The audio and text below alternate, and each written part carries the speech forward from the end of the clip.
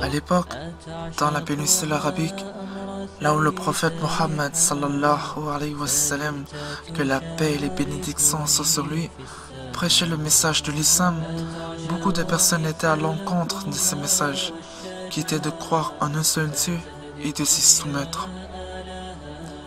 La majorité à l'époque, qui étaient des personnes associateurs, associatrices, polythéistes, des gens qui croyaient en d'autres divinités et refusaient Dieu comme l'unique. Ces personnes voyaient que le message de l'islam prenait de plus en plus de place dans le cœur des gens.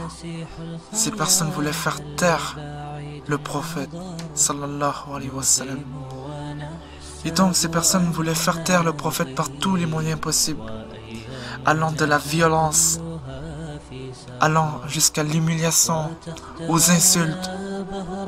Mais le prophète Mohammed, sallallahu alayhi wa sallam, le prophète n'a jamais baissé les bras. Et le prophète a toujours resté ferme et sincère et persévérant dans sa mission, la mission que Allah lui a confiée, prêcher l'islam. Et dans la péninsule arabique, il y avait plusieurs tribus. Et parmi ces tribus, il y avait un chef des Quraysh qui s'appelait Utba. Et Utba était une personne qui était très influente, qui avait beaucoup de pouvoir à l'époque. Et Utba est allé voir le prophète, alayhi salatu wassalam, il lui a dit, si tu veux de l'argent, on va te rendre riche.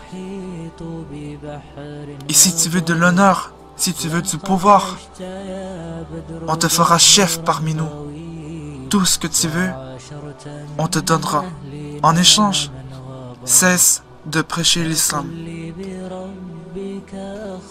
Et le prophète, sallallahu alayhi wa sallam, lui a écouté tout le long avec patience. Et puis le prophète disant, est-ce tout ce que tu avais à dire? Et puis quand le prophète sallallahu alayhi wa sallam s'est mis à parler, il commença par, maintenant écoute-moi bien. Et il disait, Bismillahirrahmanirrahim. Il commença à réciter la sourate Fussilat 41, versets 1 à 38, sans s'arrêter. Et puis rendu au verset 38, qui marquait une prosternation, le prophète se prosterna pour Allah, le seul, l'unique. Et puis après sa prosternation, le prophète disait, Abul Walid, père de Walid, je t'ai tout dit maintenant, à toi de décider. Imaginez-vous, vous allez voir une personne pour lui offrir de l'argent, le pouvoir, tous les biens de ce bas monde. Et cette personne reste avec une telle sagesse, vous récite le Coran, les mots d'Allah, et puis se prosterne pour Allah à côté de vous. Quelle humilité!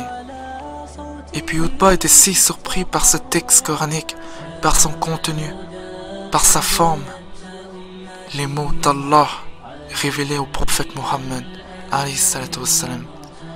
Et Utba, et par la suite, Utba est allé voir sa tribu. Utba est retourné voir ses personnes, son clan. Et sur le chemin du retour, les gens ont bien vu que dans le visage de Utba, il y avait un changement d'expression. Les gens étaient étonnés, étaient surpris. Les gens se demandaient qu'est-ce qui se passait à Utba. Et Utba disait, j'ai entendu un discours dont je n'ai jamais entendu auparavant. Wallahi, je jure par Dieu, ô gens de Quraysh, ces paroles n'étaient ni de la poésie, ni de la sorcellerie.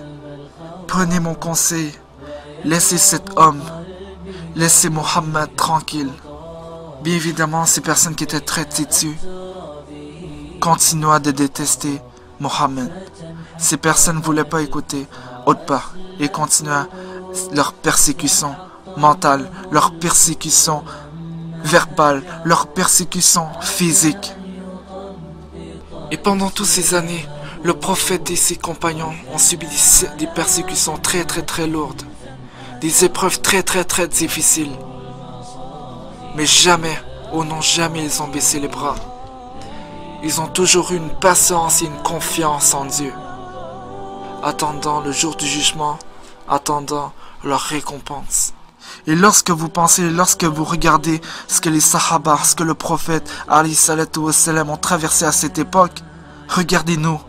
Regardez-nous en ce moment même, regardez-nous aujourd'hui.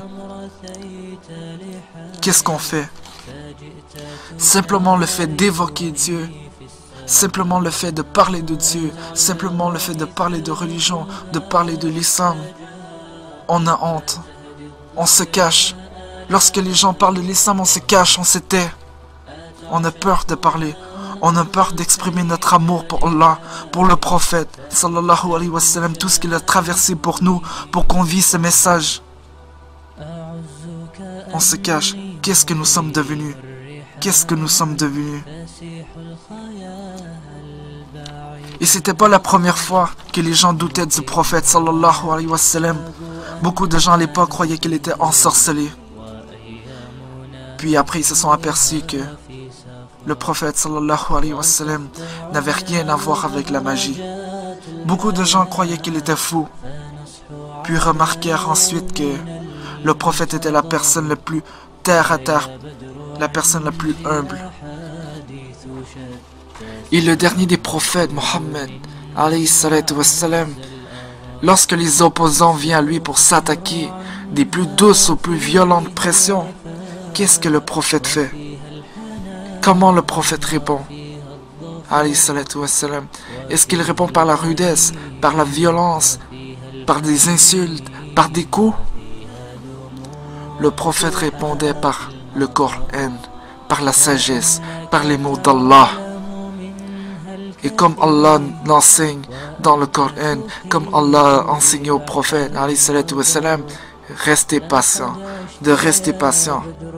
Et jamais le prophète alayhi salatu wassalam a vendu l'au-delà pour les plaisirs, pour les biens matériels de ce bas monde. Et le prophète a toujours été humble dans toute sa vie, avant sa prophétie et durant sa prophétie. Chaque fois que le prophète avait eu l'opportunité d'avoir les biens matériels de ce bas monde, jamais il s'en est procuré. Toujours vécu une vie humble et diffusé le message de l'islam, ce message que Allah lui a confié. Et maintenant c'est à nous, c'est nous qui portons ce message grâce au prophète alayhi salatu wassalam, toute la violence, l'humiliation que lui et sa famille ont pu subir. C'est nous qui portons maintenant ce message. Donc qu'est-ce que nous faisons avec le message? Chaque jour, qu'est-ce que nous faisons avec le message de l'islam que Allah nous a confié, que Allah nous a choisi? Alhamdulillah. Qu'est-ce qu'on est en train de faire? Est-ce qu'on est égoïste et qu'on cache ce message, ou qu'on le partage avec les gens? On explique le message. Donc rappelez-vous qu'est-ce que le prophète alayhi salatu wassalam et les sahaba ont dû traverser, et comparément à ce qu'on traverse nous en ce moment et qu'on se plaint à tue-tête.